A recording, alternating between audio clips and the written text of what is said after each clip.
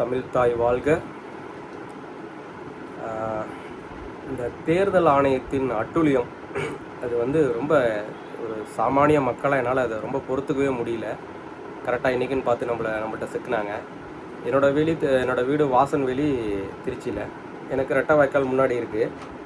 அங்கே check post இருக்குது. நான் வீட்டுக்கு மதியம் சாப்பிட வர்றது, கிளினிக் போகிறது ரெகுலராக அந்த செக் போஸ்ட்டை கிராஸ் பண்ணி தான் நான் வருவேன். மிலிட்ரி பீப்புள் உட்காந்துருப்பாங்க. பர்டிகுலராக அவங்களுக்கு ஒரு கணக்கு, காலையில் ஒரு 10 வண்டியை செக் பண்ணோம், சாயந்தரம் ஒரு 15 வண்டியை செக் பண்ணோம். இதுதான் அவங்களுடைய வேலை. இந்த தேர்தல் ஆணையத்துக்கும் இந்த அதிகாரிகளுக்கும் தெரியாதா எத்தனை பணம் போய் சேர்ந்துருச்சு? பணத்தை கொடுக்காம ஒரு தேர்தல் அரசியல் நடத்தப்படுதா? இது மாதிரி ஒரு சாமானிய மக்கள் எழுப்பக்கூடிய கேள்விகளுக்கெல்லாம் சீமான் கேட்குற கேள்விகள்லாம் எந்த கேள்விகளுக்குமே இந்த தேர்தல் ஆணையம் பதிலளிக்க தயாராகவே இல்லை. ஏதோ கணக்கு காட்டுறதுக்காண்டி வண்டியை சாயந்தரம்னா 10 மணிக்கு நான் ஷாப்பிங்லாம் முடிச்சுட்டு அப்போ தான் வீட்டுக்கு வரோம், டயர்டாக வரோம். வண்டியை நிப்பாட்டின உடனே கேட்டேன், சார் வாசன்வெளி தான் சார் வீடு, நான் லோக்கல் சார் அப்படின்னேன். இந்த பேட்ச் எப்பயுமே இது மக்களுக்கு விழிப்புணர்வு எடுத்துறதுக்காக நான் இந்த பேட்சை தொடர்ந்து ஒரு 12-13 நாளாக நான் போட்டுட்ருக்கேன். ஸோ இந்த பேட்சை பார்த்தோன்னே கட்சிக்காரனாட்டுன்னு நினச்சி சொல்லிட்டு வண்டி நிப்பட்டேன். நானும் வண்டி டிக்கி ஓப்பன் பண்ணிட்டு, அது என்ன பண்ணுற, சட்டம் இல்லை, சட்டத்தை மதிச்சு தான் ஆகணும். சரின்ட்டு நான் டிக்கி ஓப்பன் பண்ணிட்டு நிற்கிறேன். வந்தோடனே எங்கேருந்து வரீங்க? இந்த கேட்ட கேள்வியே தோரணையே என்னமோ நான் கடத்தல் பண்ணுற மாதிரி இது பண்ணோடனே, எங்கேருந்து வரீங்க சார்? லோக்கல் வண்டி, பின்னாடி டாக்டரு அட்ரஸ் முதற்கொண்டு எல்லாம் போட்டிருக்கேன் காரில். எங்கேருந்து வரீங்கன்னு கேட்டால், என்ன சார் அது அப்படின்னா, சார் அதுக்கு ரூல்ஸ் சார் அப்படின்னேன். எடுங்க சார், எல்லாம் செக் பண்ணுங்க சார் அப்படின்னா.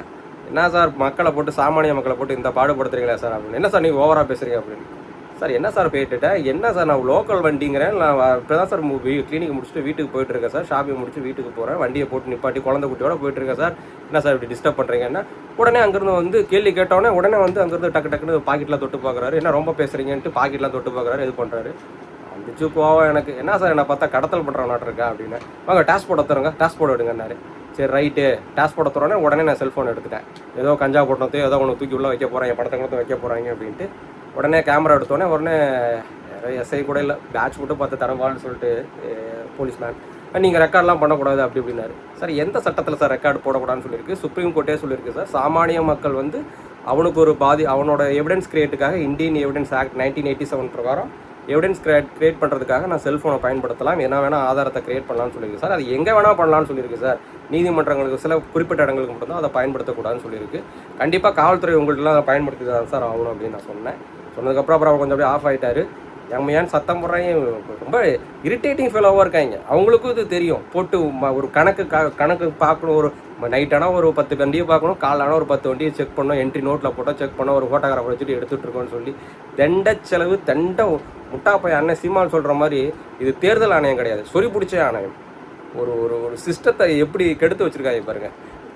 இதெல்லாம் மக்கள் தான் ஆட்டு வியாபாரி, சந்தைக்கு போகிறவன், மாட்டு வியாபாரி எல்லாம் போட்டு இவனுங்க கொள்ளை கொடிச்சு இவனுங்க சம்பாதிக்கிறதுக்கு மக்களை போட்டு பாடாப்படுத்துகிறாங்க. இதை பார்க்குற தேர்தல் அதிகாரிகள், காவல்துறையினர் சாமானிய மக்களை போட்டு வாட்டி எடுக்காதீங்க. ஏன் உங்களுக்குலாம் சட்டம், பாலிசி மேக்கிங்லாம் பற்றி தெரியாதா? என்ன நடந்துகிட்டு இருக்குது இந்த அரசியலமைப்பு சட்டத்தில்? எப்போயோ பணங்கள்லாம் போய் சேர்ந்துருச்சு, பரிசு பொருள்லாம் போய் சேர்ந்துருச்சு, அண்டா குண்டானாவான் என்னென்னமோ பண்ணிகிட்டு இருக்கான். அதெல்லாம் போய் பிடிக்கிறத விட்டு ஓரமாக வண்டியை போட்டுட்டு உட்காந்துக்கிட்டு சாயந்தரம் ஒரு 10 வண்டி, காலையில் ஒரு 10 வண்டியை போட்டு ஏன் சார் சாமானிய மக்களை உயிர் எடுக்கிறீங்க? இன்னமும் இந்த திராவிட கட்சிகளுக்கெல்லாம் இன்னும் நீங்கள் ஆட்சியை கொடுத்துக்கிட்டு இருந்தீங்கன்னா இன்னும் அட்டூழியங்கள் தான் பண்ணிகிட்டு இருப்பாங்க.